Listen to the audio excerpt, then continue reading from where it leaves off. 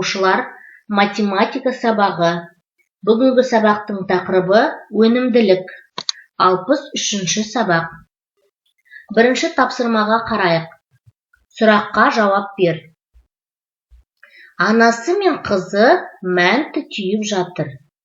Анасы 1 минутта 3 манты, ал қызы 2 манты түйді. Олардың әр қайсысы 10 минутта қанша мантыден түйеді, және қайсысы жылдам жұмыс істейді. Анасы мен қызы қандай өнімділікпен жұмыс істегенін айт. Енді шешуіне қарайық. Сонымен, яғни әрқайсының өнімділігін қараймыз. Бірінші ол анасы 3 манты, екіншісі қызы 2 манты, уақыты олардың әрқайсының 10 минут. Енді әрқайсысын жеке тауып, қайсы жылдам екенін табу керекпіз. Бірінші анасыныкін тауып көрейік, 3-ті 10-ға көбейтеміз 30 манты, қызыныкін табайық, 2-ні 10-ға көбейтеміз 20 манты. Енді 20 мен 30-ды салыстыратын болсақ, әрине 30 манты артық. Сонда анасы 30 манты, қызы 20 манты түйеді. Анасы жылдам жұмыс істейді. Келесі екінші тапсырма. Сағаттың көмегімен 1 минут ішінде қанша мысал есептейтінді тексер. Мысалдар есептеудегі өнімділігіңді арттыр. Енді қарайық, яғни әрқайсы өрнектің мәнін тауып, жауаптарын өз суретімен орналастыру керекпіз. Бірінші 640 азайтылған 560 пен 0-дің көбейтіндісі. Тең болады 640. Екіншісі 400, үшіншісі 200, одан кейінгі 880, 800 және 320, 240. Енді өз суретімен орналастырамыз.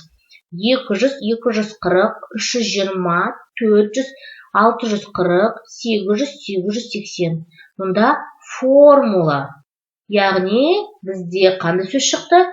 Формула деген сөз шықты екен. Енді формула дегеніміз не? Нені айтамыз біз формула деп? Енді қарайық. Яғни біз сіздермен жұмысты табу үшін өнімділікті уақытқа көбейту қажетпіз. Ал өнімділікті табу үшін жұмысты уақытқа бөлу қажет. Уақытты табу үшін жұмысты өнімділікке бөлу қажет. Міне, яғни оқушылар, бұлар біз ережелерді толықтырып, бұлар бізде формулалар. Енді сонымен есімізге сақтайық. Формулалар шамалардың арасындағы өзара байланысты орнататын тура теңдіктер. Осыны есімізге сақтап, жаттап алыңыздар. Формулалар дегеніміз не? Келесі үшінші тапсырма. Айна аспаз болғысы келеді. Ол құймақ пісіре алады. Егер оның жұмыс өнімділігі 2 құймақ минутына болса, ол көрсетілген уақыт ішінде қанша құймақ пісіреді? Енді қараймыз сонымен.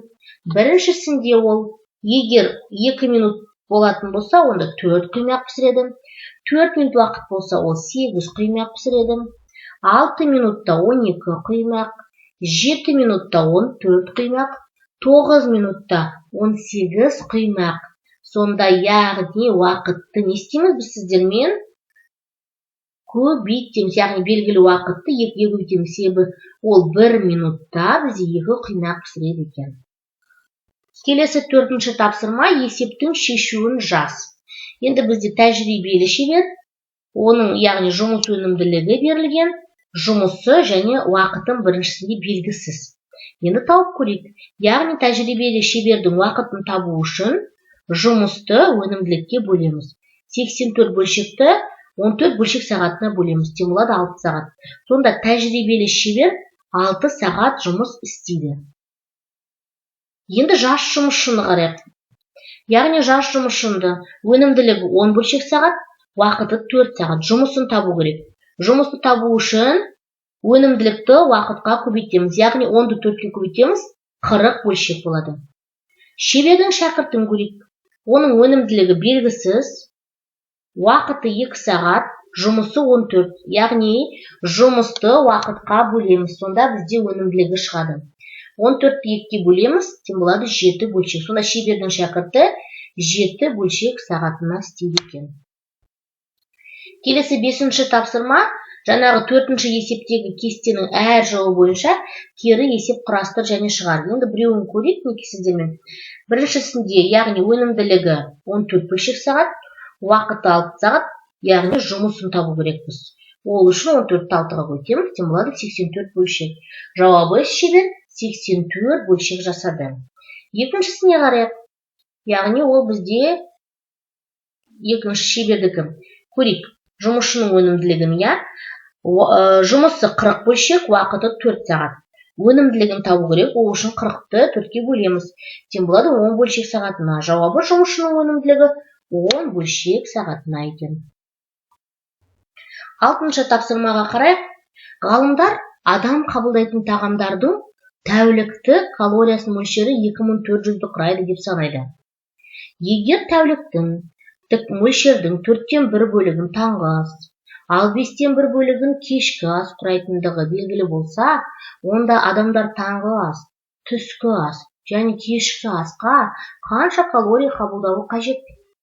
Енді ол үшін қараймыз. Бізге мына жерде калориялары берілген әрбір тағамның, сол бойынша шығарып көрейік. Сонымен бір адам бізде 2400 калория пайдалану қажет. Таңғы асқа 4-тен 1 бөлігі, кешкі асқа 5-тен 1 бөлігі. Түскі асқа белгісіз. 2400 4-ке бөлеміз 600. Яғни таңғы асқа 600 калория. 2400 5-ке бөліп 480, ол кешкі асқа. Сонымен таңғы асқа 600, кешкі асқа 480. Енді азайтамыз. Сонда бізде 1320 болады. Бұл түскі асқа кететін калория. Енді біз таңғы асқа 600 калория, түскі асқа 1320, ал кешкі асқа 480 қуаттылық қабылдауы қажет екен таптық. Енді А тапсырмасына қарайық. Енді саған дейді, А тапсырмасынан белгілі болған мөлшерден асырмай таңғы асқа пайдалы тағамдарды таңда. Сонымен қарайық, таңғы асқа бізге неше калория болу керек? 600 калория болу керек. Ендеше соған сәйкес таңғы асты табайық. Таңғы асқа біз сіздермен сүзбе, нан, ірімшік, шұбат, шұжық жеуімізге болады. Яғни бұл бізде қанша болады? 593 калория. Түсінікті ғой? Таңғы ас. Енді түскі асты көрейік. Түскі аста бізде 1320 болу керек. Енді 1320-ға біз не қолдана аламыз? Егер қарайтын болсақ, котлет, яғни ол 350 калория. Шұжық, жіңішке 250, 600 калория болды. Одан кейін тағы да не бізге болады? Шырын 120 калория. 700, яғни 600-ге 120-ны қосамыз 720. Одан кейін тағы да не?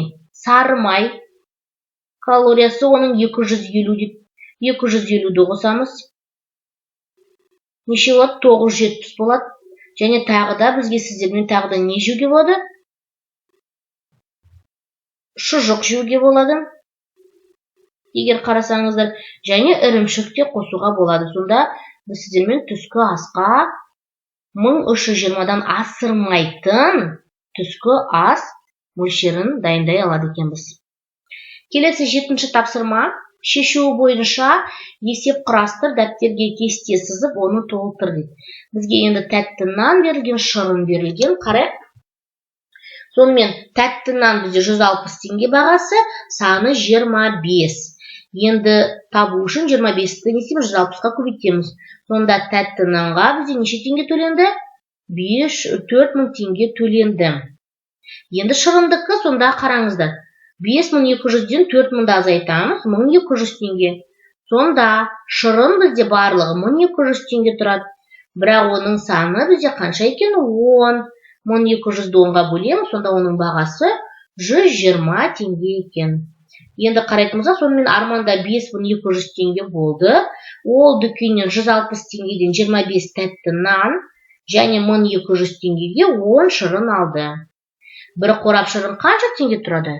Бір қорап шырын 120 теңге тұрады екен. Келесі 8-ші тапсырмаға қарайық.